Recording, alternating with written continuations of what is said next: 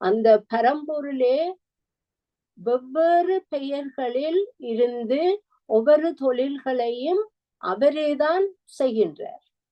இந்த சுத்த வித்தையில், இந்த சுத்தமாயாவில் தோன்றிய இந்த 5 தத்துவங்களிலேயும் இந்த சாதாக்கியம், ஈஸ்வரம், சுத்த வித்தை ஆகிய இந்த 3லையும் அவர் தானே இருந்து, தானும் சக்தியுமாக இருந்து, அவரும் அவருடைய ஆற்றலுமாகவே இருந்து வெவ்வேறு பெயர்களில் வெவ்வேறு தொழில்களை செய்கின்றனர். இவற்றை நீங்கள் இப்படியேதான் இதை புரிந்து கொள்ள வேண்டும். அந்த பெயர்களை சொன்னவுடன் வேறு ஆக்கள் என்று யோசிக்க முடியாது. பின்பு இந்த வித்யா தத்துவம் என்று நாம் சொல்லும் பொழுது அந்த வித்யா தத்துவங்கள் தோன்றுவதற்கும் தொழில்படுவதற்கும் இந்த சிவ தத்துவங்களே உதவியாக இருக்கின்றன.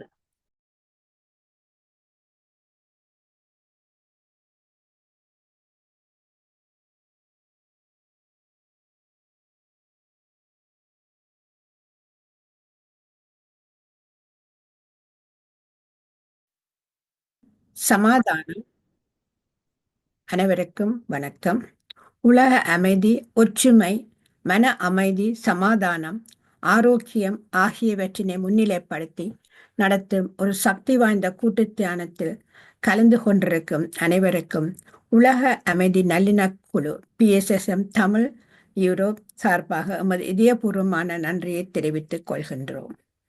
முதலில் தியானம் பற்றிய சிறு விளக்கம். தியானம் எவ்வாறு செய்யப்படும் என்று கூறப்பட்டு பிதாமர் பிரம்மஸ்ரீ பத்ரிஜியின் இனிமையான இசையுடன் 30 நிமிடங்கள் தியானம் நடைபெறும். அதனைத் தொடர்ந்து இன்றைய சிறப்பு பேச்சாளர் சக்தி ஸ்ரீ ஸ்கந்தராஜா அவர்கள் 5வது பகுதி, அதாவது சைவ சித்தாந்த அடிப்படைகளை பற்றி பேச வருகின்றார். அதன் பின் கேள்வி பதில் நடைபெறும். இப்பொழுது தியானத்திற்குள் செல்வோம். நமது அன்றாட வாழ்க்கையில் தியானம் என்பது இப்பொழுது மிகவும் தேவையானதாக அமைந்துள்ளது. எனவே நாம் ஒவ்வொரு நாளும் தியானம் செய்து வருவதால் நாம் ஒரு ஆரோக்கியமான ஆனந்தமான வாழ்க்கை வாழ்வதற்கு அது தியான பயிற்சி மிகவும் நமக்கு உதவுகின்றது. ஏனெனில் நாம் தியானம் செய்து வரும்போது நோய் எதிர்ப்பு சக்தி நமக்கு கிடைக்கின்றது. நோய் எதிர்ப்பு சக்தி கிடைத்தால் நாம் ஆரோக்கியமாக ஒரு நோய்களும் நமக்கு வராது. ஆகவே நாம் ஆரோக்கியமாக வாழலாம். அதற்கு பயிற்சி முக்கியம், தன்னம்பிக்கை முக்கியம். எனவே நாம் இப்பொழுது இந்த தியானத்தை எவ்வாறு செய்வது என்பதை பார்ப்போம். சிறு குழந்தைகள் வரை பெரியோர் வரை எவரும் வயது எல்லைகள் இல்லாத 5 வயது சிறுவர் முதல் யாரும் செய்யக்கூடிய தியானம். இது எந்த மதத்தை சேர்ந்ததோ இல்லை. நமது மூச்சு என்பது நாம் பிறந்த நாள் தொடக்கம் எம்முடன் இருக்கின்றது. அந்த மூச்சை நாம் ஒரு நேரம் கொடுத்து கவனிப்பதே தியானமாகும். இந்த மூச்சு என்பது நமது உடலில் இயல்பாக இயங்கிக் கொண்டிருக்கிறது. உள்மூச்சு, வெளிமூச்சு. இந்த மூச்சை கவனிப்பதே தான் தியானம். இந்த மூச்சை நாம் இழுத்தோ நிறுத்தியோ ஒன்றும் செய்ய தேவையில்லை.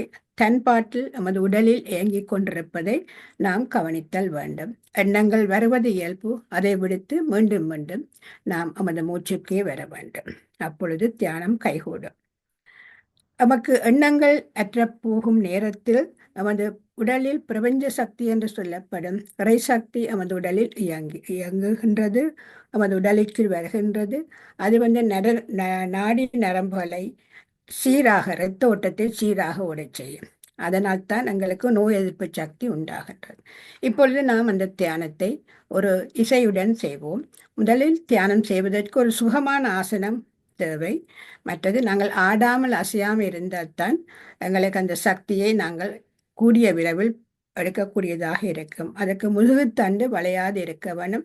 முதுகுத்தண்டு வளையும் போது இது நேராக இல்லாமல் சரிச்சிருந்தா இந்த சக்தி, குண்டலினி சக்தியிலேருந்து வாரது இப்படியே வளைஞ்சு போடும். நிமிர்ந்திருந்தால் அது நேராக வந்துடும். ஆனப்படியே எவ்வளத்துக்கு நாங்கள் முதுகுத்தண்டை நிமிர்த்தி வைத்திருக்கின்றோமோ அதற்கு எங்களுக்கு ஈஸியாக நாம் இந்த தியான சக்தியை எடுக்கலாம். எனவே ஒரு சுகமான ஆசனத்தை தேர்ந்தெடுத்து கொள்ளுங்கள். கண்ணாடி அணிந்திருப்பவர்கள் மூக்கு கண்ணாடி அணிந்திருந்தால் அதனை கழட்டி வைக்கவும். தியானத்துக்கு முன்பும் பின்பும் இளம் சூடான நீரை அருந்துவதால் தொண்டை வறட்சியை தடுக்கலாம். இப்பொழுது கால்களை இவ்வாறு பின்னி வைத்துக் கொள்ளுங்கள். கைகளை இவ்வாறு கோர்த்து மடி மீது வைத்துக் கொள்ளுங்கள். உங்களுக்கு தெரியும், ஏன் நாங்கள் கால்களை பின்னுகின்றோம், கைகளை கோக்கின்றோம் என்றால் 10 வீத சக்திகள் வெளியேறுவதை தடுக்கின்றோம். அதன் பின் கண்களை மூடுவதால் இன்னொரு 80 வீத சக்தியை நாங்கள் உள்வாங்குகின்றோம். கால்களை பின்னி கைகளை கோர்த்து கண்களை மூடி நமது உடலில் இயல்பாக இயற்கையாக நடந்து கொண்டிருக்கும் உள்மூச்சு வெளிமூச்சு கவனித்த வண்ணம் இருப்போம். இந்த மூச்சு என்பது நமது உடலில் எங்களை அறியாமல் தன்பாட்டில் வேலை செய்து அதை நாம் இப்பொழுது கவனிக்கப் போகின்றோம். இப்பொழுது உங்களுக்கு இனிமையான இசை வழங்கப்படும். அறிவித்தல் வரும் வரை கண்களை திறக்காதீர்கள், ஆடாமல் அசையாது இருக்க பழகுங்கள். தியானம் கட்டாயம் கைகூடும். நன்றி, வணக்கம்.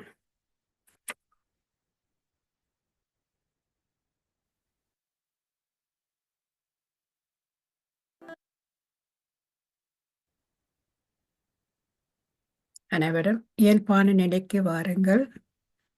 இப்பொழுது உங்கள் கைகளை பிரித்து கண்களில் ஒற்றி வையுங்கள். 1, 2, 3, 4, 5. இப்பொழுது உங்கள் கைகளை எடுத்துவிட்டு நாம் ஒரு அருமையான உள்ளங்கைகளை பார்த்து நாம் அருமையான தியானம் செய்ததற்காக நன்றியை தெரிவிக்குமாக கைகளை தட்டிக் கொள்வோம். நன்றி, நன்றி, நன்றி. இப்பொழுது பிரபஞ்ச சக்தியின் நல்லாசியுடன் நாம் அனைவரும் ஒன்றிணைந்து மன அமைதி, சமாதானம், ஆரோக்கியம் ஆகியவற்றினை முன்னிலைப்படுத்தி ஒரு சக்தி வாய்ந்த கூட்டு தியானம் செய்தோம். நாம் எமக்காக செய்யும் தியானம் கூட்டாக செய்யும் போது அது ஒரு சமுதாய சக்தியாக உருப்பெற்று வீடு, வீதி, நகரம், நாடு, உலகம் என்னும் அளவில் விரிவடையும் வலுவுடையது. இத்தகைய தியானத்தில் ஈடுபடுவதற்கு அனைவரையும் ஊக்குவிப்பதற்கோடு அதற்கான வசதிகளை ஏற்படுத்தி கொடுக்கும் உலக அமைதி நல்லிணக்குழு PSSM Tamil Europe, PMC Tamil TV அமைப்பினருக்கும், தமிழ் டிவி ஜெர்மனி அவர்களுக்கும் நமது இதயபூர்வமான நன்றியை தெரிவித்துக் கொள்கின்றோம். இன்று நமது தியானத்திற்கு முதலில் இசை வழங்கிய டாக்டர் சிவச்சந்திரிகாவுக்கும் தற்பொழுது இசை வழங்கிய ஆனந்தி பாலதாசன் அவர்களுக்கும் பதாதைகளையும் அவர்கள் என்று போட்டிருந்தார்கள், அவருக்கும் நன்றி கூறி, பவானி விக்னேஸ்வரன் மாஸ்டர் அவர்கள் இந்த நிகழ்ச்சியை ரெக்கார்ட் செய்து கொண்டிருக்கிறார், அவர்களுக்கும் நன்றியை கூறிக்கொண்டு வாழ்க வையகம், வாழ்க வளத்துடன் என்று மனதார வாழ்த்தி உலகத்தில் சமாதான, நல்லிணக்கம், ஆரோக்கியம், அமைதி ஏற்பட வழிவகைகள் செய்வோம். நன்றி. இன்று எமது சிறப்பு பேச்சாளராக சக்தி ஸ்ரீஸ்கந்தராஜா அவர்கள் எம்முடன் தொடர்ந்து இப்பொழுது எங்களுக்கு 5வது முறையாக சைவ சித்தாந்த அடிப்படைகளை பற்றி பேசி வருகின்றார்கள். இவரை பற்றி முன்றும் கூறியிருக்கின்றோம். எனவே சில பேருக்காக நான் அவர்களை பற்றி கூறுகின்றேன். இவர்கள் இலங்கையில் பிறந்து வளர்ந்தவர்கள். 1975ஆம் ஆண்டு இங்கிலாந்தில் வந்துள்ளார்கள். இவர் சைவ சமயம் சித்தாந்தத்தில் பெரும் ஆர்வம் கொண்டு ஈடுபாடு கொண்டுள்ளவர்கள். இவருக்கு இள வயதிலேயே சைவ சித்தாந்த ஈடுபாடுகள் இருப்பதால் அதை ஒரு பகுதி நேர லெக்சராக அவர் வந்து இங்கு இருக்கும் பிள்ளைகளுக்கெல்லாம் அந்த சைவ சித்தாந்தத்தை பற்றி போட்டி வந்திருக்கிறார்கள். 2020ஆம் ஆண்டு தொடக்கம் தன்னுடைய ஆன்மீக அறிவை இங்கிலாந்து சிறுவர்களில் போதித்து வருகின்றார்கள். அதுபடியாக இவர் கனகாலமாக இந்த எல்லோரிடமும் போய் பயின்று எங்களுக்கு இந்த சித்தாந்தத்தை பரப்ப வேண்டும், மற்ற வருங்கால குழந்தைகளுக்கும் இதை பற்றி தெரிய வேண்டும் என்று கூடிய ஆர்வம் கொண்டு எமக்கும் இந்த தளத்தில் இப்பொழுது 5வது முறையாக இந்த சைவ சித்தாந்த அடிப்படைகளை பற்றி கூற வந்திருக்கின்றார்கள். அவரை தளத்தின் சார்பாக அன்புடன் வரவேற்கின்றோம். நன்றி சக்தி ஸ்ரீஸ்கந்தராஜா மாஸ்டர். நன்றி அருந்ததி மாஸ்டர். முதலாக நான் இன்று 5வது தடவையாக உங்களை சந்திக்கின்றேன். என்னில் இருந்து என்னை இயக்கிக் கொண்டிருக்கும் இறைவனுக்கு முதல் வணக்கத்தை தெரிவித்து, அடுத்ததாக எனக்கு இந்த சந்தர்ப்பத்தை வழங்கிய திருமதி ஸ்ரீஸ்கந்தராஜா அவர்களுக்கு எனது நன்றிகளை கூறி, மீண்டும் உங்கள் அனைவரையும் இன்று சந்திப்பதில் நான் பெருமகிழ்ச்சி அடைகின்றேன். எனது பேச்சை ஆரம்பிக்கும் முதல் விநாயகருக்கு ஒரு சிறு துதிப்பாடல். திருச்சிற்றம்பலம். கணபதியன்றிட கலங்கும் வல்வினை, கணபதியன்றிட காலனும் கை தோளும், கணபதியன்றிட கருமாமாதலால், கணபதியன்றிட கவலை தீருமே.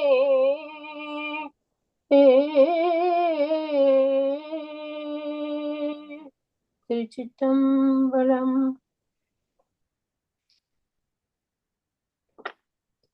நம்மளோட முகத்தை கொஞ்சம் மேல் எடுக்க சொல்லி மெசேஜ் வந்திருக்கு. சில பேருக்கு வடிவா தெரியுது இல்லையா, கொஞ்சம் சைட்ல போயிட்டீங்க, நிமிந்து வடிவா கொஞ்சம் அட்ஜஸ்ட் பண்ணினீங்களா நல்லா இருக்கு. ஓகே, உங்களோட லெஃப்ட்டுக்கு வாங்க, இன்னும் கொஞ்சம் முகம் தெரியத்தக்கதா. கொஞ்சம் ஸ்க்ரீனை பதிச்சீங்களா உங்களோட முகம் கூட தெரியும். எனக்கு கழுத்தோட நிக்குது, அதுக்குத்தான் சொல்லினேன். இப்ப சரியா இருக்கா? இன்னும் சரிக்க முடிஞ்சா நல்ல, இல்ல கஷ்டம் பண்ணா விடுங்க.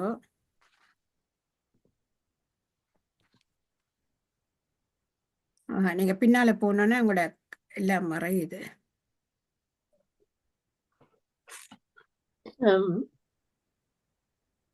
ஓகே, நாங்கள் இன்று நான் பேச இருப்பது சிவ தத்துவங்களை பற்றியதாகும்.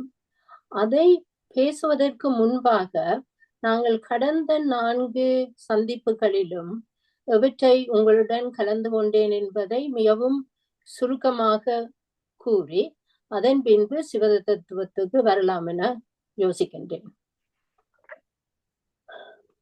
முதலில் பதி, பசு, பாசம் மூன்றும் அனாதியானவை. அவை நித்திய பொருட்கள். அவற்றை எவரும் படைக்கவில்லை என்று பார்க்கின்றோம். ஆகவே அதில் பதி என்று சொல்லும் பொழுது இறைவனையும், பசு என்று சொல்லும் பொழுது எமது ஆன்மாவையும், பாசம் என்று சொல்லும் பொழுது அவற்றால் கட்டுப்பட்டு இருக்கும் மலங்கள், அதாவது ஆணவம், கண்மம், மாயை என்பவற்றையும் அதுவை குறிக்கின்றன. அடுத்ததாக இறைவன் ஆன்மாவிற்கு தேவையான தனு, கரண, புவன போகங்களையே படைத்து கொடுத்துள்ளான் என்பதை பார்த்தோம்.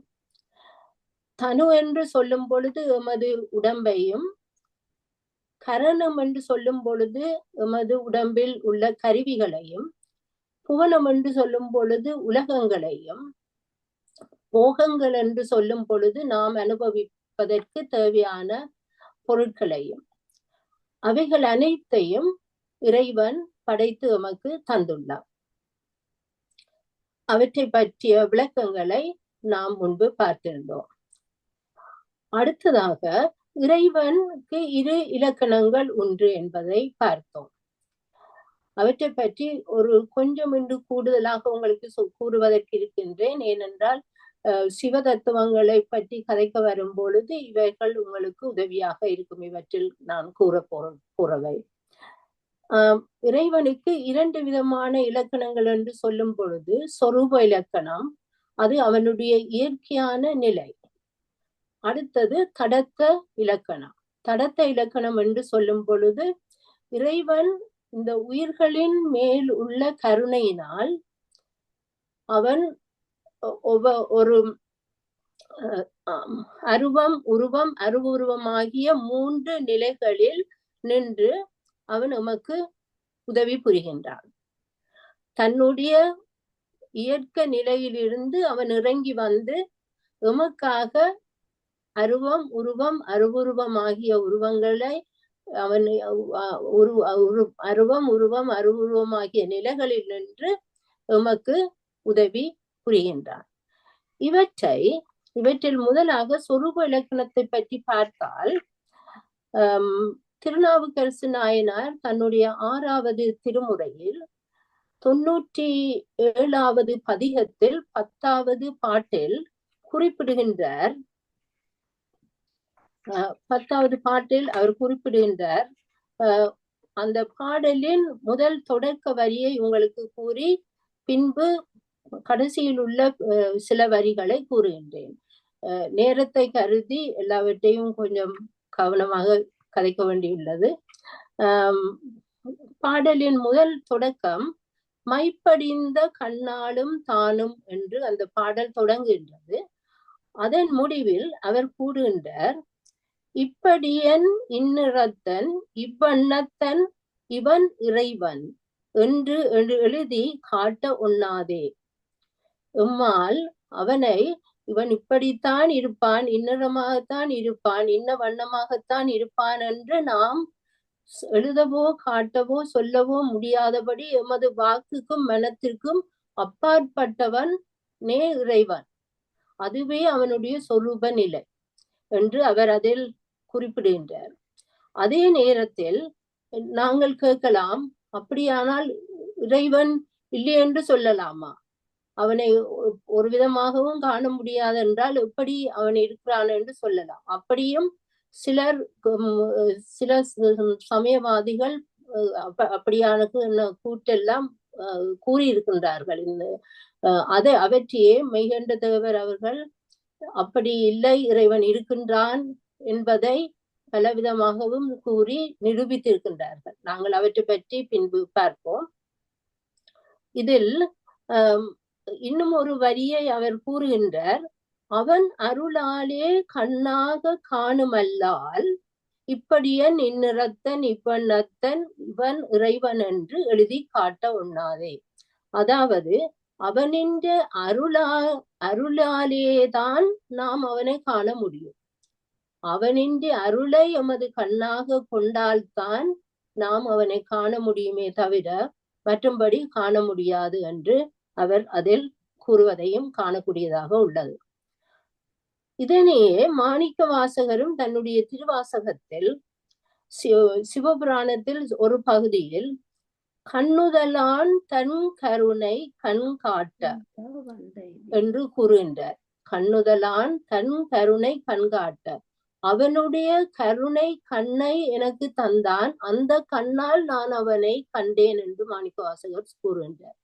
அவனுடைய கருணை கண்ணை அவன் எனக்கு தந்து தந்த அந்த கருணை கண்ணை கொண்டு நான் அவனை கண்டேன் என்று கூறுகின்றார். அதே மாதிரி அவன் அருளாலே அவன் தாள் வணங்கு என்று சொல்லி அதிலேயும் சிவபுராணத்தில் மாணிக்க வாசகர் கூறுகின்றார். சோ அவனுடைய அருளை பெற்றால் மட்டுமே நாம் அவனை காண முடியுமே தவிர மற்றும்படி நம்மால் காண முடியாது என்பதை அந்த நிலையில் அவரின் இருப்பதையே சொரூப நிலை என்று நாம் கூறுகின்றோம். அடுத்ததாக தடத்த நிலை என்று கூறும் பொழுது அவன்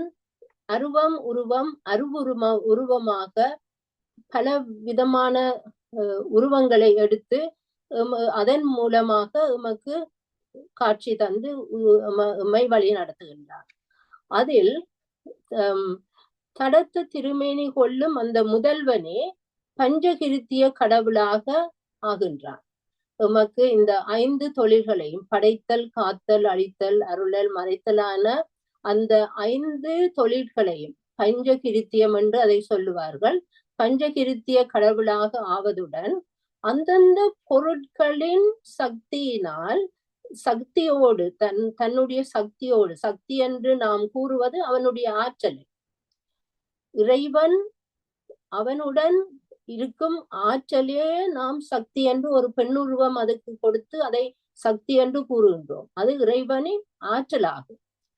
அந்த தன்னுடைய ஆற்றலுடன் சக்தியினால் கலந்து நின்று அம்மை அப்பராக அவன் திருக்கழித்துப்படியாரிலும் எமது மெய்ஞானிகள் கூறியிருக்கின்றார்கள். சைவ சித்தாந்த மெய்ஞானிகள் அவர் அம்மை அப்பராக இருந்து ஒவ்வொரு பொருட்களிலும் அந்தந்த பொருட்களின் இயல்பாக இருந்து எமக்கு உதவி புரிகின்றான்.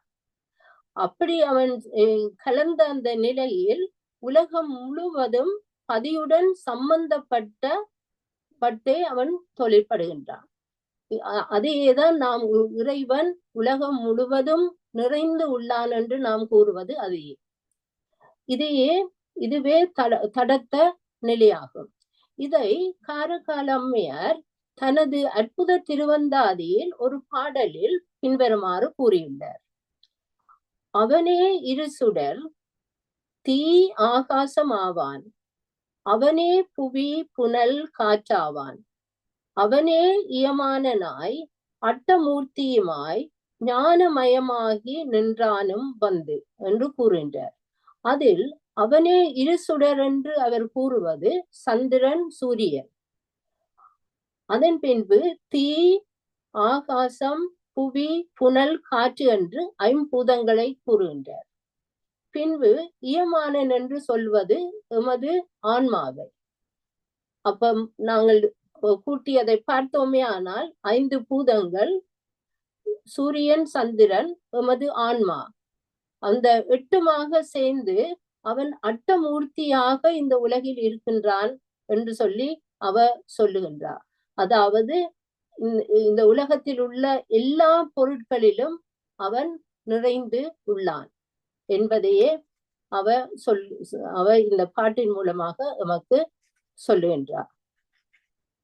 அடுத்ததாக நாம் பழைய சென்ற தடவைகளில் ஆணவம் என்றால் என்ன என்பதை பற்றி பார்த்தோம்.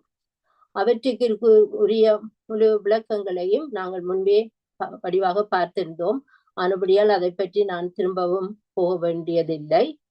அதன் பின்பு இறைவன் ஒன்றாய் உடனாய் வேறாய் இருந்து நமக்கு உதவுகின்றார் என்பதை பார்த்தோம். இவற்றை பார்த்து முடிந்த பின்னர் நாம் 36 தத்துவங்களின் தோற்ற முறைகளை பார்க்க தொடங்கினோம். எமது 3வது சந்திப்பின் பொழுது 36 தத்துவங்களின் தோற்ற முறைகளை பார்க்க தொடங்கினோம்.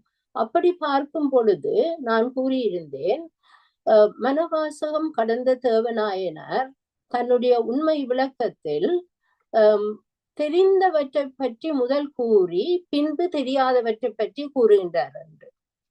அதே பாணியிலேயே நானும் இதை உங்களுக்கு விளங்கப்படுத்துவதற்கு இருக்கின்றேன். ஏனென்றால் நாம் தெரிந்தவற்றை பற்றி கதைத்து தெரியாதவற்றை பற்றி கதைக்கும் பொழுது அவற்றை இலகுவாக புரிந்து கொள்வதற்கு அந்த தெரிந்தவை உதவியாக இருக்கும். ஆகவே அதனாலேதான் நான் இந்த 3வது சந்திப்பில் ஆன்ம தத்துவங்கள் ஆகிய 24 இருந்து அந்த 36 தத்துவங்களின் தோற்ற முறையை நான் பார்க்க தொடங்கினோம். அதில் ஆன்ம தத்துவத்தில் எமது அறிவு கருவிகள் 5, தொழிற்கருவிகள் 5, பஞ்சபூதங்கள் 5, தன்மாத்திரைகள் 5 அண்ட் அந்த கரணங்கள் 4 என 24 ஆன்ம தத்துவங்கள் என்பதை பற்றி உங்களுக்கு கூறி, அவற்றை இறைவன் எப்படி எமக்கு படைத்து தந்துள்ளான், அதனால் எமக்கு அவற்றின் தொழில் முறைகள் என்ன என்பவற்றையெல்லாம் மிகவும் விளக்கமாக நாங்கள் பார்த்திருந்தோம். அதன் பின்பு எமது 4வது சந்திப்பின் பொழுது வித்யா தத்துவங்களை பற்றி பார்த்தோம். உங்களுக்கு ஞாபகம் இருக்கலாம் என்று நினைக்கின்றேன். அதில் காலம், நியதி, கலை, வித்தை, அராகம், புருடன், மாயை என 7 தத்துவங்கள் வித்யா தத்துவத்தில் அடங்குகின்றன. அந்த 7 தத்துவங்களிலும் காலம், நியதி, கலை, வித்தை, அராகம் ஆகிய 5ஐயும் எமது ஆன்மாவுடன் ஒரு உட்சட்ட மாதிரி சேர்த்து இறைவன் அந்த ஆன்மாவை அதனுடன் சேர்த்து விடும் பொழுதே அந்த ஆன்மாவினுடைய பெயர் புருடன் என்னும் பெயரை பெறுகின்றது என்பதை பற்றியும் உங்களுக்கு அதை பற்றி விளங்கப்படுத்தி இருந்தேன். இதில் அஹ் அஹ் அந்த வித்யா தத்துவங்கள் அசுத்த மாயையிலிருந்து தோன்றியன என்பதை பற்றியும் நாம் பார்த்தோம். மாயா என்று சொல்லும் பொழுது சுத்த மாயா, அசுத்த மாயா, பிரகிருதி மாயா என்று உங்களுக்கு அவற்றை விளங்கப்படுத்தின பொழுது நான் கூறியிருந்தேன், மாயை என்று சொன்னால் எல்லாமே மாயைதான். ஆனால் அதை எதற்காக யாரால் பாவிக்கப்படுகின்றது, உபயோகிக்கப்படுகின்றது என்று கூறும் பொழுதே அதனுடைய பெயர் சுத்தமாயா அசுத்தமாயா என்னும் பெயர்களை பெறுகின்றன. சுத்தமாயா என்று சொல்லும் பொழுது இறைவன் தானே நின்று இந்த பஞ்ச கிருத்தியங்களை, இந்த 5 தொழில்களையும் செய்வதற்காக, தான் நின்று செய்வதற்காக அவனால் தோற்றுவிக்கப்பட்ட இடமே சுத்தமாயாவாகும். அசுத்தமாயா வித்யா தத்துவங்கள் என்று சொல்லும் பொழுது அவை எமது ஆன்மாவுக்கு உரிய தத்துவங்கள் ஆகும். அவற்றையே அவர் அசுத்தமாயாவிலிருந்து எமக்கு படைத்து தந்துள்ளார். சோ அதை பற்றியும் நாம் போன முறையில் வடிவாக அதையும் பார்த்திருந்தோம். எந்த ஒரு பொருள் தன்னகத்தே இயல்பாக இச்சாசக்தி, கிரியாசக்தி, ஞான சக்தி 3ஐயும் கொண்டுள்ளதோ, இயல்பாகவே இச்சாசக்தி, கிரியாசக்தி, ஞான சக்தி 3ஐயும் இயல்பாகவே எது கொண்டுள்ளதோ அது ஒரு சித்து பொருளாகும். எமது ஆன்மா இயல்பாகவே இந்த 3ஐயும் கொண்டுள்ளது. ஆனால் இந்த ஆணவத்தால் பீடிக்கப்பட்டு இருப்பதனால், நாங்கள் சென்ற தடவை அதை பார்த்திருந்தோம், ஒரு ஆன்மா உடம்பை சேர்வதற்கு முன்பாக அது இருக்கும் பொழுது அதை கேவல நிலையில் இருப்பதாக கூறுவார்கள். அதற்கு காரணம் என்னவென்றால், அதனுடைய இந்த 3 சக்திகளையும், இச்சாசக்தி, கிரியாசக்தி, ஞான சக்தி 3ஐயும் இந்த ஆணவ மலம் மூடி மறைத்து அதை இருட்டில் வைத்திருக்கின்றது.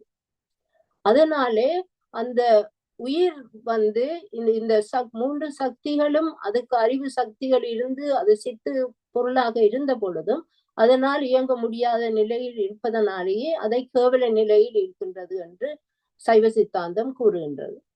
பின்பு இறைவன் அதன் அறிவை விளங்க வைப்பதற்காகவே இந்த ஆணவத்தை கொஞ்சம் சிறிது அதை விலக்கி அதை கொண்டு சேர்க்கின்றான், உடம்போடு சேர்க்கின்றான். உடம்போடு சேர்க்கும் பொழுதே இந்த கருவிகரணங்கள் எல்லாம் அதற்கு கொடுக்கப்பட்டு இந்த அது கொண்டு இருக்கின்ற கர்ம வினைகளை பாவித்து முடிப்பதற்காகவும், மற்றது ஆணவத்தினுடைய இருளிலிருந்து வெளிவருவதற்காகவும் இந்த கருவிகரணங்கள் இந்த ஆன்மாவிற்கு உதவியாக இருக்கின்றன. ஆகவே இந்த முதல் 24 ஆன்ம தத்துவங்களை கொடுத்திருந்தார். அதன் மூலமாகவும் வித்யா தத்துவங்களில் உள்ள இந்த 7 தத்துவங்கள் மூலமாகவும் இந்த ஆன்மாவிற்கு உதவியை அவர் செய்கின்றார். இந்த ஆணவ இருளிலிருந்து வெளிவருவதற்காக இந்த இறைவன் இதை செய்து கொடுக்கின்றார். இப்பொழுது நாங்கள் இனி சிவ தத்துவங்களுக்கு போகலாம். சிவ தத்துவங்கள் நாம் கூறியிருந்தேன், சுத்த மாயாவில் இருந்தே இறைவன் இந்த சிவ தத்துவங்களை படைத்திருக்கின்றான். அவற்றை படைப்பதற்கு முன்னர் இறைவன் ஒரு முழு பரம்பொருள், அவனுடைய சொரூப நிலையில் இருக்கின்றான், பரம்பொருளாக சொரூப நிலையில் இருக்கின்றான். அப்படி அவன் இருக்கும் பொழுது தன்னுடைய சக்தியை, தன்னுடைய ஆற்றலை தன்னுள் வைத்துள்ளான். அந்த நேரம் அவனுடைய சக்தி அவனுள் அடக்கமாக அவன் இருக்கின்றான். பின்பு அவன் அந்த நிலையில் இருந்து கொஞ்சம் இறங்கி தனது சக்தியை தன்னில் இருந்து அவன் வெளியிலே எடுக்கின்றான். அப்படி எடுக்கும் பொழுது பரசிவன், பராசக்தி என்று 2 நிலைகளில் அவன் தனது சக்தியையும் வெளியில் எடுத்து தானும் சக்தியுமாக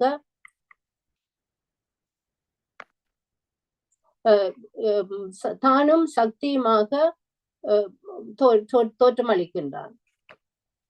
இந்த நேரத்தில் நான் தொடர்ந்து இதை சொல்வதற்கு முன்னர் எமது விஞ்ஞானிகள் இவற்றை பற்றி, இந்த உலகத்தின் தோற்றத்தை பற்றி என்ன கதைத்துள்ளார்கள், எமது ஞானிகள் என்னதை கதைத்துள்ளார்கள் என்பதை ஒரு சிறிது நேரம் கதைக்கலாம் என்று யோசிக்கின்றேன்.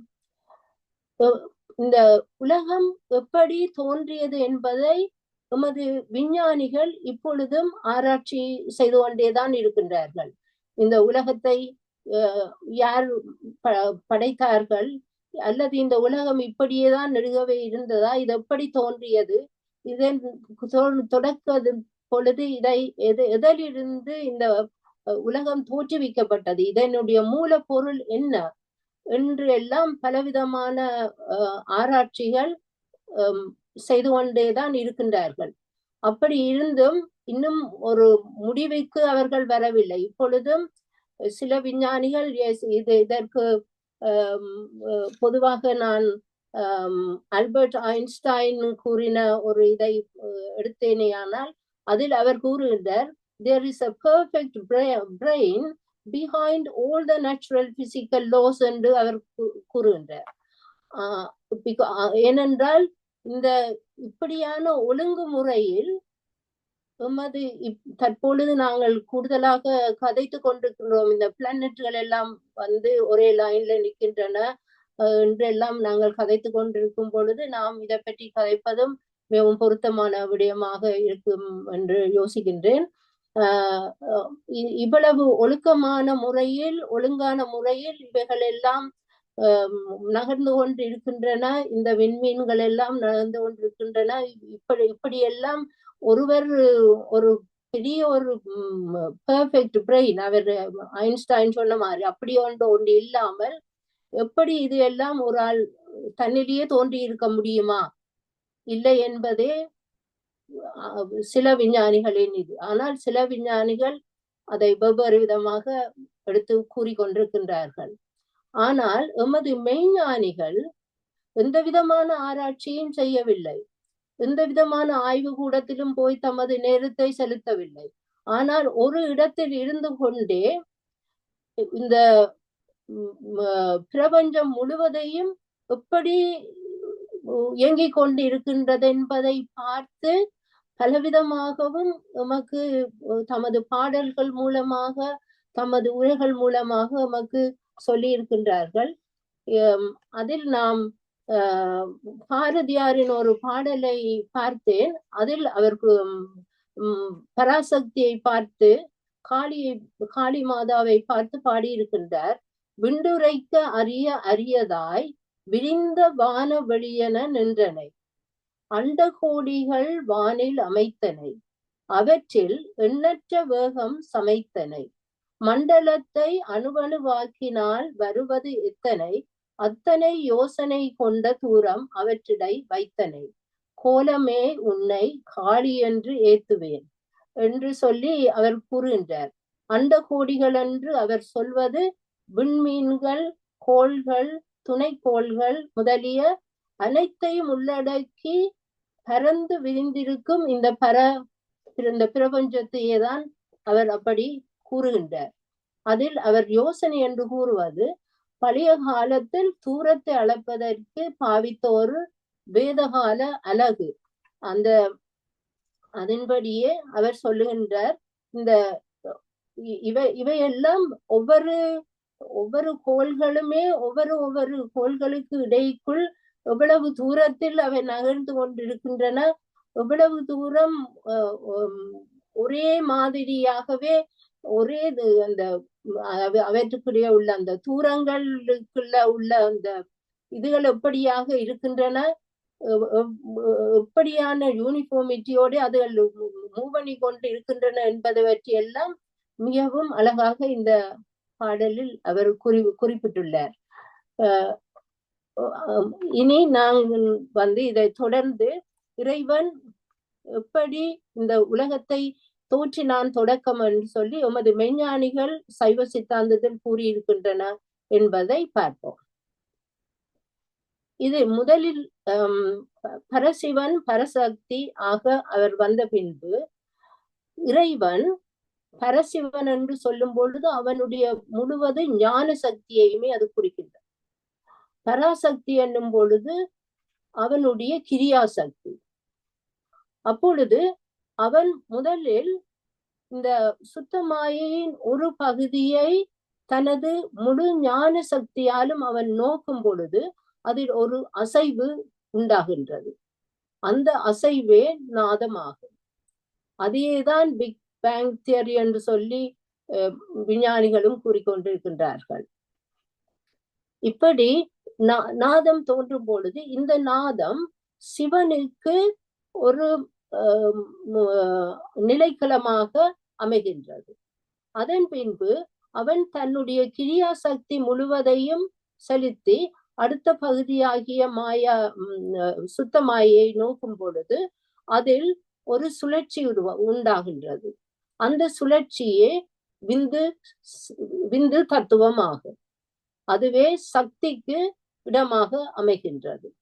அதன் பின்பு அவன் இவற்றையெல்லாம் பிரபஞ்சத்தை அவன் விரித்து கொண்டே போகின்றான். பிரபஞ்சத்தை சுத்தமாயிலிருந்து அவன் விரித்து கொண்டே போகின்றான். அப்படி போகும் பொழுது மூன்றாவது பகுதியை பார்க்கும் பொழுது அவன் தன்னுடைய ஞான சக்தியையும் கிரியா சக்தியையும் சமமாக வைத்து நோக்குகின்றான். அப்படி நோக்கும் பொழுது சாதாக்கியம் என்னும் தத்துவம் தோன்றுகின்றது. பின்பு தன்னுடைய கிரியா சக்தியை கூடவாகவும் ஞான சக்தியை குறைவாகவும் வைத்து நோக்கும் பொழுது ஈஸ்வர தத்துவம் தோன்றுகின்றது. பின்பு கடைசியாக தன்னுடைய ஞான சக்தியை கூடவாகவும் தன்னுடைய கிரியா சக்தியை குறைவாகவும் வைத்து நோக்கும் பொழுது சுத்த வித்தை உண்டாகின்றது. இவைகளே ஐந்தும் நாதம், விந்து, சாதாக்கியம், ஈஸ்வரம், சுத்த வித்தை ஆகிய ஐந்தும் சிவ தத்துவங்களாக தோன்றுகின்றன. இவற்றில் நாதத்தில் சிவனுடைய ஞானமும், விந்துவில் சக்தியும், சாதாக்கியத்தில் சதாசிவனும், ஈஸ்வரத்தில் மகேஸ்வரனும், சுத்த வித்தையில் பிரம்மா, விஷ்ணு, உருத்திரனும் நின்று தமது பஞ்சகிருத்தியங்களை செய்கின்றனர். அந்த பஞ்சகிருத்தியங்களை செய்யும் பொழுது இந்த சாதாக்கியம், ஈஸ்வரம், சுத்த வித்தை ஆகிய மூன்றிலும் சாதாக்கியத்தில் சதாசிவனும், ஈஸ்வரத்தில் மகேஸ்வரனும், சுத்த வித்தையில் பிரம்மா, விஷ்ணு, ருத்ரனுமாக பிரம்மா படைத்தல் தொழிலையும், விஷ்ணு காத்தல் தொழிலையும், உருத்திரன் அழித்தல் தொழிலையும், ஈஸ்வரன் மறைத்தல் தொழிலையும்,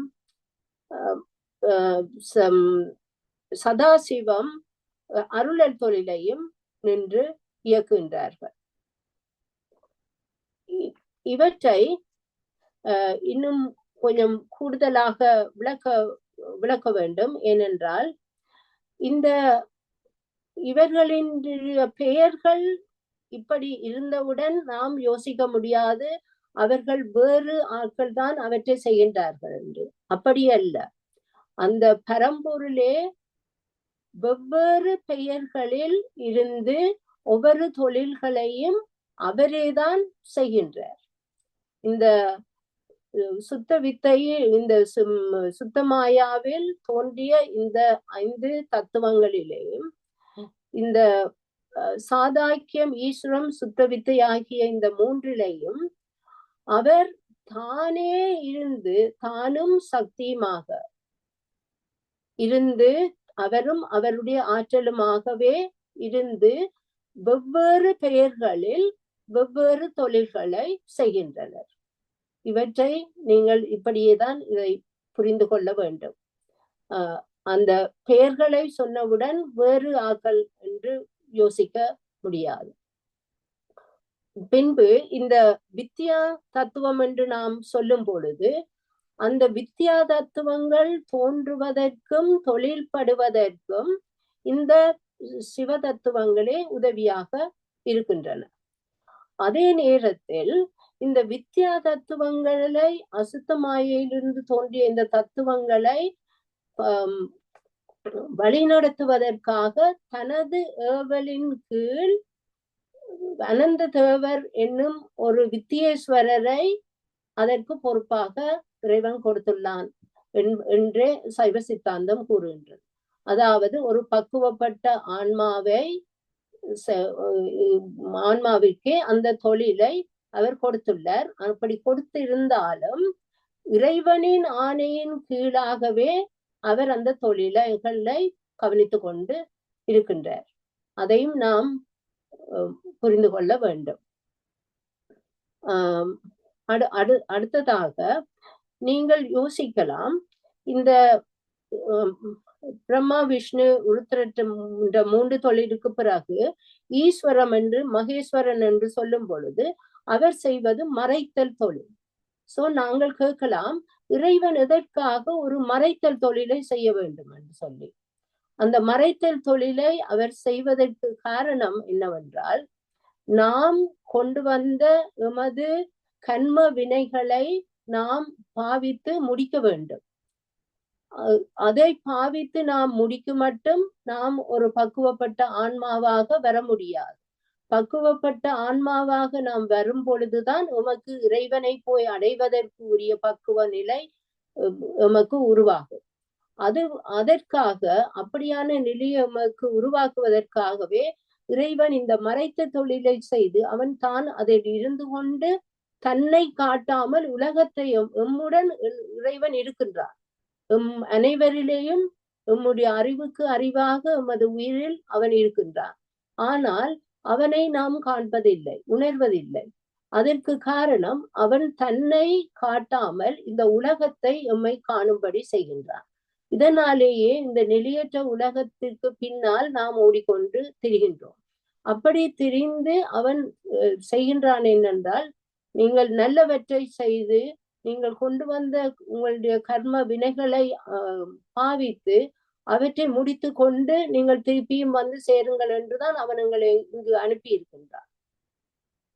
அதற்காகவேதான் இந்த மறைத்தல் தொழிலை அவன் செய்கின்றான். இந்த மறைத்தல் தொழிலை அவன் செய்யும் பொழுது எமக்கு நாம் செய்த வினைகளை நாம் அனுபவித்து முடியும் வரை எமக்கு பிறப்பு இறப்பு நடந்து கொண்டிருக்கின்றார். பிறப்பு இறப்பு நடக்கும் பொழுது இந்த ஆணவம் என்று இருக்கின்றது, அதுதான் எமது அறிவை மறைத்து இருக்கின்றது தான் இந்த ஆணவமாகும். அந்த ஆணவத்தின் இருள் கொஞ்சம் கொஞ்சமாக எம்மிலிருந்து விலகி கொண்டு போகும். அதாவது விலகி கொண்டு போவது என்று எம்மை விட்டு அது போகாது. அதனுடைய வலிமை குறைந்து கொண்டே போகும். ஆணவம் வலிமையை இழந்து கொண்டு போகும். அந்த வலிமையை அது இழக்க இழக்க இந்த மறைப்பு சக்தி எங்களிலிருந்து கொஞ்சம் கொஞ்சமாக விலகி கொண்டு போகும். விலகி கொண்டு போக அருள் சக்தி எம்மில் வந்து படியும். எவ்வளவத்திற்கு எம்மிலிருந்து இந்த மறைப்பு சக்தி விலகுகின்றதோ அவ்வளவத்திற்கு எமக்கு இந்த அருட்சக்தி வந்து மேல் வந்து படிந்து கொண்டு இருக்கும். இந்த இறைவனுடைய ஆற்றலே தான் இந்த திரோதான சக்தியாக இருப்பதும் அவனுடைய ஆற்றல் தான், அருட்சக்தியாக இருப்பதும் அவனுடைய ஆற்றல் தான். ஆனால் அவனுடைய அருட்சக்தி இந்த திரோதான சக்தி நாம் பக்குவம் அடையும் வரை மட்டும்தான் நமக்கு இந்த மறைப்பு தொழிலை செய்து கொண்டு இருக்கு. நமக்கு பக்குவம் வந்த பின்பு, நமது ஆன்மா ஒரு பக்குவமான நிலையை அடைந்த பின்பு அது எம்மை விட்டு விலகி அருட்சக்தி வந்து எம்மை சேர்ந்து கொள்ளும். அப்பொழுதே சதாசிவம் எமக்கு அருளை தந்து எம்மை கொண்டு போய்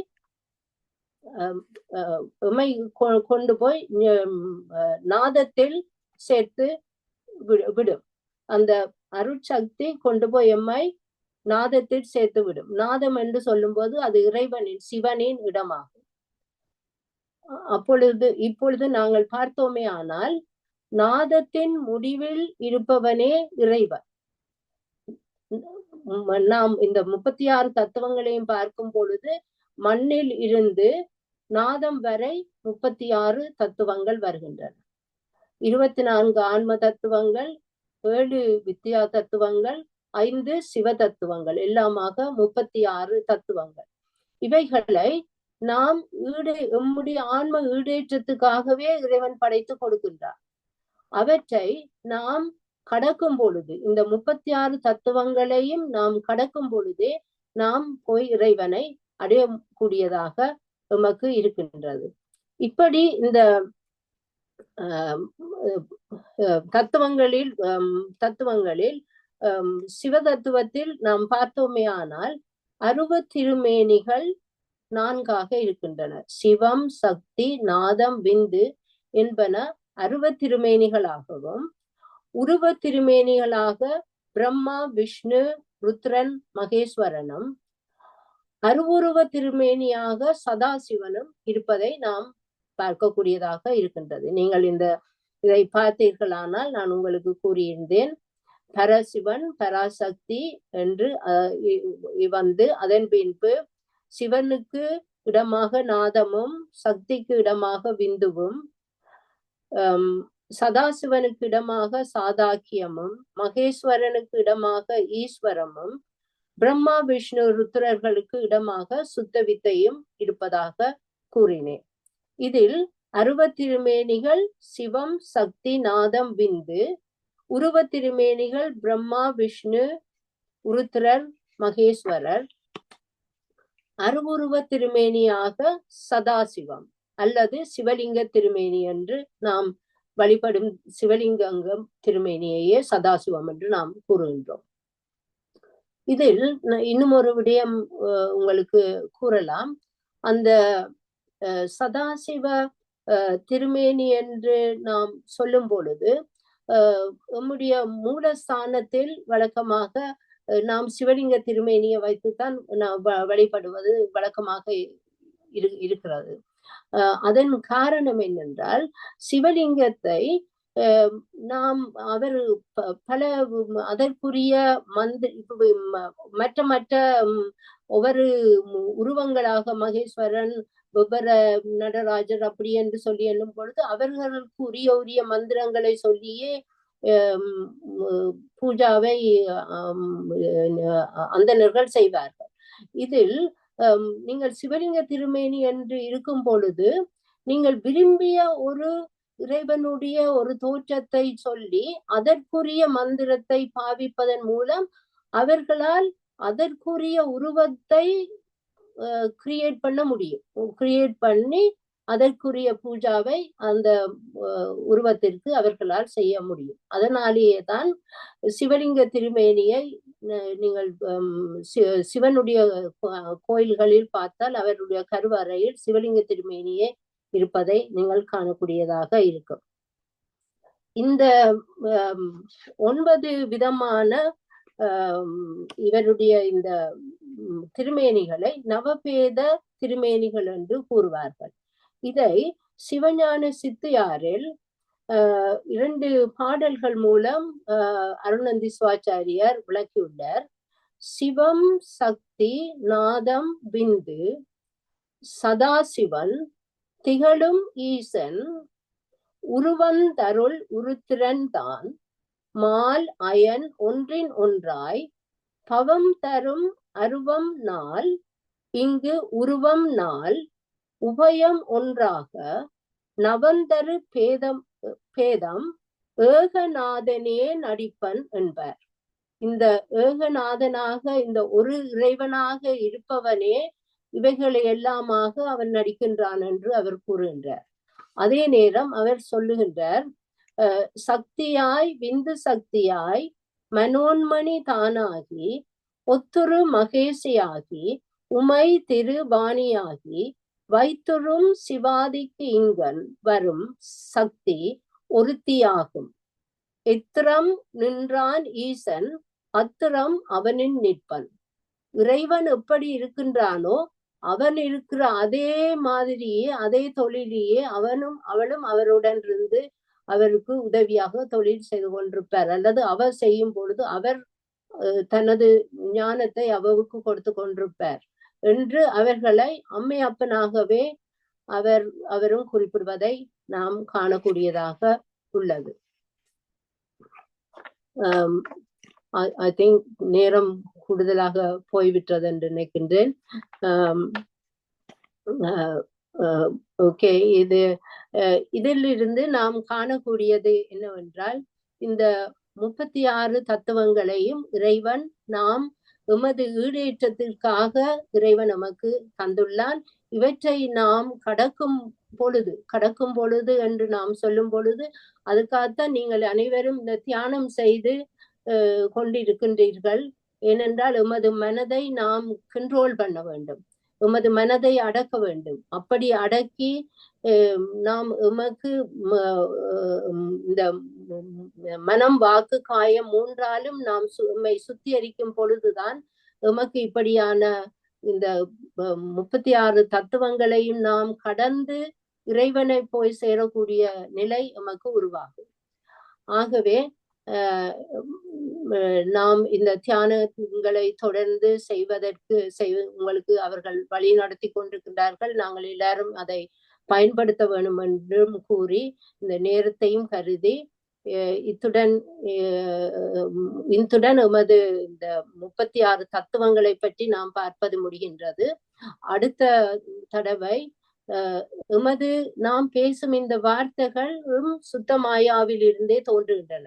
அவை எப்படி தோன்றுகின்றன என்பதையும், எமது ஆன்மாவின் 5 அவத்தைகள், அவற்றின் 5 நிலைகளை பற்றியும் அடுத்த சந்தர்ப்பத்தில் நாம் பார்க்கலாம் என்றும் கூறி நேரத்தை கருதி இத்துடன் நான் எனது பேச்சை நிறைவு செய்து கொள்கின்றேன். அப்படி செய்வதற்கு முதல் என்னிலிருந்து என்னை இயக்கி உங்களுடன் இவற்றையும் பேச வைத்த இறைவனுக்கு நன்றியை கூறி, இந்த சந்தர்ப்பத்தை வழங்கிய திருமதி ஸ்ரீஸ்கந்தராஜா அவர்களுக்கும் மற்றும் அவர்களுக்கு உதவி செய்து கொண்டு இருக்கின்ற உங்கள் அனைவருக்கும் எனது நன்றியை தெரிவித்து, இவ்வளவையும் பொறுமையாக கேட்டுக்கொண்டிருந்த உங்கள் அனைவருக்கும் எனது நன்றியை கூறி எனது பேச்சுரையை நிறைவு செய்து கொள்கின்றேன். நன்றி, வணக்கம். மிக்க நன்றி சக்தி ஸ்ரீஸ்கந்தராஜா மாஸ்டர். மிகவும் அருமையாக சைவ சித்தாந்த அடிப்படைகளை எடுத்து எங்களுக்கு ஒவ்வொரு நாளும் 5வது அருமையாக இன்றைக்கு சிவ தத்துவங்களை பற்றி கூறினீர்கள். உண்மையாக அது ஒரு கஷ்டமான சப்ஜெக்ட் தான். நீங்கள் எங்களுக்கு அதை இலகுவாக கொண்டு நடத்தினீர்கள். என்றாலுமே அந்த கவனிக்காம விட்டால் எங்களையும் போயிடும் மனம். அதனுடைய கண்ணில் எண்ணெய் விட்ட மாதிரி பார்த்து கொண்டிருந்தா தான் இந்த இதை விளங்கக்கூடிய மாதிரி எங்களுக்கு இருந்தது. ஆனால் நீங்கள் எவ்வளவோ விளக்கமாக சொன்னீர்கள். அந்த 36 தத்துவங்கள் இருந்து எப்படி ஒரு கடவுள் தான் அவர் சக்தி அம்மனும் அப்பனும் சேர்ந்து என்ன செய்கிறார்கள் என்பதை எங்களுக்கு இலகுவாக விளங்கப்படுத்தினதுக்கு நன்றி கூறி, இப்பொழுது நாங்கள் முதலில் உங்களுக்கு நன்றியை தெரிவிக்கும் முகமாக கைகளை தட்டிவிட்டு மற்றவர்களை கதைக்க விடுவோம். நன்றி.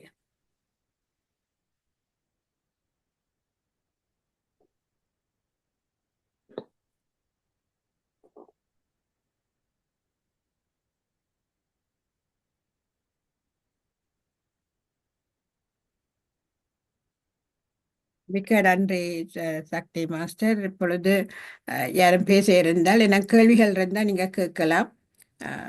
அப்படியா இது உங்களுக்கு விளங்காதது என்ன இருந்தால் நீங்கள் தெளிவுபடுத்தலாம் என்று சொல்லிக்கொண்டு, முதலில் பஞ்சாட்சர மாஸ்டர் அவர்தான் எங்களுக்கு சைவ சித்தாந்தத்தில் பெயர் போனவரை முதல் கூப்பிடுவோம். பஞ்சாட்சர மாஸ்டர் சிட்னியிலிருந்து பேசுகின்றார்கள். பேச. எல்லோருக்கும் வணக்கம். இன்று சக்தி ஸ்ரீஸ்கந்தராஜா மாஸ்டர் அவர்கள் சைவ சித்தாந்தம் 5வது வகுப்பை எங்களுக்கு இலகுவாக தந்துள்ளார். முதலில் பதி பசுபாசம், சிவனும் ஆன்மாவும் மலங்களமையும் பற்றிய விவரத்தை கூறியிருந்தார். பின் தனுகரண புவன போவம் பற்றிய இறைவனின் படைப்பில் ஏற்பட்டதை பற்றிய கூறியிருந்தார். எல்லோருக்கும் இது விளங்குற அளவுக்கு ஒவ்வொரு தத்துவமாக ஒரு நாளைக்கு 5 தத்துவத்தில் மட்டும் கூறினால் சில வேளை எல்லோருக்கும் விளங்கும் என்று நான் நினைக்கிறேன்.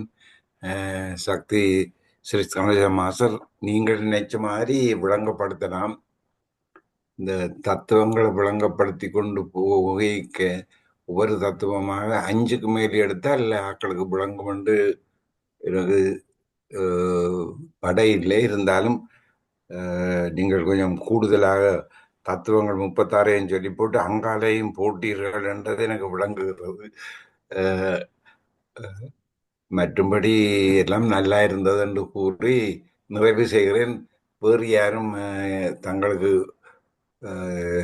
நாங்கள் இதை 3 மாதம் படித்து பிறகு கிட்டத்தட்ட அதே இந்த மேல் படிப்பு இன்னொரு 3 மாதம் 6 மாதம் சைவ சித்தாந்தம் படிச்சிருக்கிறோம்.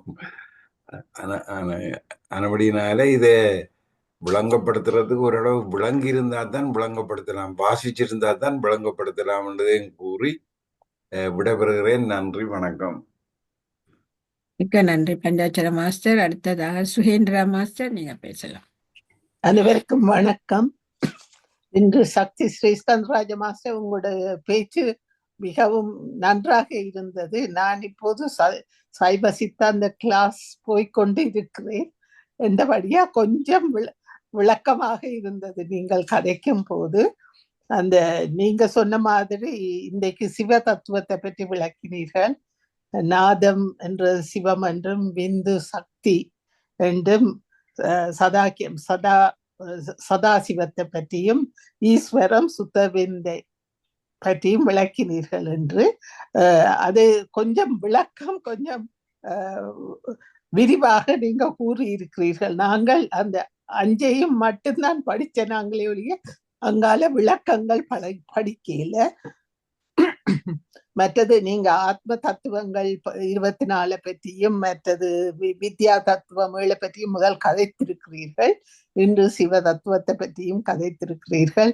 மிக்க நன்றாக இருந்தது அம்மா உங்களுடைய பேச்சு. அது சைவ சித்தாந்தம் கொஞ்சம் படிக்கிறபடியா கொஞ்சம் விளக்கம் கூடுதலாக இருந்தது என்று நீங்கள் கூறும்போது மிக்க நன்றி அம்மா. மிக்க நன்றி. தேங்க்யூ. மிக்க நன்றி சுகேந்திரா மாஸ்டர். அடுத்தது கனடால இருந்து ஆனந்தி மாஸ்டர், நீங்க பேசலாம். அன்புள்ளங்களுக்கு இனிய வணக்கம். இன்று பேசிய சக்தி ஸ்ரீஸ்கந்தராஜா மாஸ்டர் மிகவும் அருமையாக பேசுனீங்கள். ஆனால் எனக்கு நாங்கள் படித்ததும் கிறிஸ்டியன் ஸ்கூல், அது இது எங்களுக்கு ரிலிஜன் அவ்வளவு இது இல்லை. மற்ற ஸ்கூலில் படிக்க ரிலிஜன் என்றாலும் அப்புறம் கடைசி நாங்கள் இதுகளில் படித்த நாங்கள் கடைசி வகுப்புகளில் நாங்கள் அந்த விளங்கி படிக்கிறதில்ல, டெஸ்ட்டுக்கு எழுதோடும் அது இதுன்ட்டு தான் இந்த படமாக்கி படிக்கிற மாதிரி. உண்மையில் உங்களோட வகுப்பு நல்லா இருந்தால் நான் இடையில 2 ஒரு அவசர இதுக்கு நாங்கள் சிலோனுக்கு போனபடி ஒரு 2-3 கிளாஸ் நான் விட்டுட்டேனாக்கும். ஆனால் உண்மையில் நல்லா இருக்குது. உண்மையில் நல்ல ஒரு உங்களோட நினைக்கிறேன்னு அந்த நான் விட்டதுலேயும் போய் வேணுமெண்டா தமிழில் எடுத்து வீடியோவை எடுத்து திருப்பி வாசித்தா நல்லா இப்போ இது பண்ணலாமே தான். நீங்கள் நல்ல ஆறுதலாக வடிவாக விளங்கப்படுத்தி கொண்டு போயிருக்கிறீங்கள். உண்மையில நல்லா இருந்தது. மிகவும் நன்றி. நான் திருப்பி போய் பார்த்து அதை திருப்பி ஒருக்கா படிக்க வேணும். 5ஐயும் வடிவாக ஒருக்கா படிக்க வேணும். மிகவும் நன்றி. மிக்க நன்றி ஆனந்தி மாஸ்டர். வேறு யாரும் என்ன கேள்விகள் இருந்தால் கேட்கலாம். கேள்விகள் கேட்கறதுக்கும் கூட விளங்கி இருந்தால் தான் கேள்விகளும் வரும். கொஞ்சம் என்னென்னா கஷ்டமான பாடம். நீங்கள் ஆனால் இவ்வளத்துக்கு எங்களுக்கு விளங்கப்படுத்த முடியுமோ அந்த இடத்துக்கு சிம்பிளாக தான் சொல்லி கொண்டு வந்த நீங்கள். என்னென்னா எல்லாத்தையும் மனதில் எடுக்கிற கொஞ்சம் கஷ்டமாக தான் இருந்தது. எனக்கு மெட்டாக்களுக்கு எனக்கு தெரியலை இருந்தது. என்னென்னா புது சொல்லுகள் இதெல்லாம் நாங்கள் படிக்கிற காலத்தில் எங்களுக்கு சொல்லி தரையில்லையோ அந்தளவுக்கு சிலபஸ் இருக்கே இல்லை. இப்போ நாங்கள் இந்த தியானம் பண்ணி வந்த பிறகுதான் இதில் இந்த விளக்கங்கள் எங்களுக்கு வந்தோன்றிருக்குது. மிக்க நன்றி. இப்பொழுது பவானி மாஸ்டர், நீங்கள் அன்மியூட் பண்ணிட்டு பேசுங்கள்.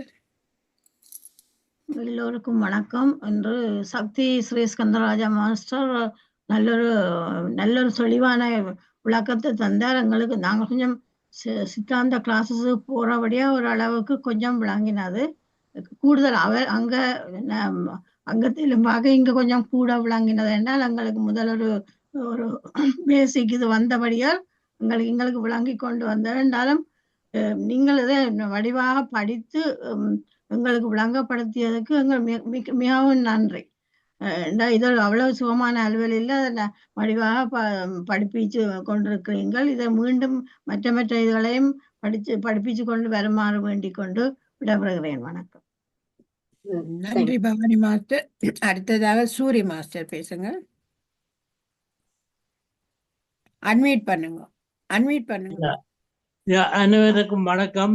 இன்று அருமையான பேச்சு, திறமாக இருந்தது. நான் படிக்கும்போது சைவ சமயம் என்று படித்தேன். இப்போது இந்து சமயமாக மாறிவிட்டது. அதை மாற்றி விட்டார்கள். தொடர்ந்து சொல்லிக்கொண்டு வர நல்லா இருந்தது. கேட்க எனக்கு சந்தோஷமாகவும் இருந்தது. மீண்டும் மீண்டும் கேட்க வேண்டும் என்ற ஆசை, ஆவல். மீண்டும் எனக்கு ஒரு சந்தர்ப்பம் தருமாறு, அவருக்கும் ஒரு சந்தர்ப்பம் கொடுக்குமாறு கேட்டு விடைபெறுகிறேன். நன்றி, வணக்கம். உங்களுடைய சந்தர்ப்பம் ஸ்ரீகாந்தராஜா மாஸ்டரிடம் கேளுங்கள், தருவார் கட்டாயம் உங்களுக்கு.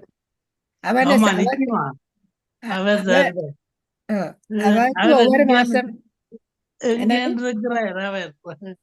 ஓகே, சக்தி மாஸ்டருக்கு ஒவ்வொரு மாசமும் நாங்க கொடுக்கிறோம். மறுபடியும் அவங்களுக்கு ஒவ்வொரு மாசத்துலயும் வந்து எங்களுக்கு கூட சைவ சித்தாந்த அடிப்படைகள் கூட எங்களுக்கு விளங்கப்படுத்தி கொண்டிருக்கிறார்.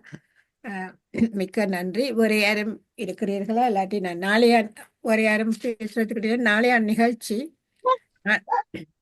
நான் அதை எழுதி வைக்கல, சாரி, பார்த்து சொல்றேன் இப்ப உங்களுக்கு.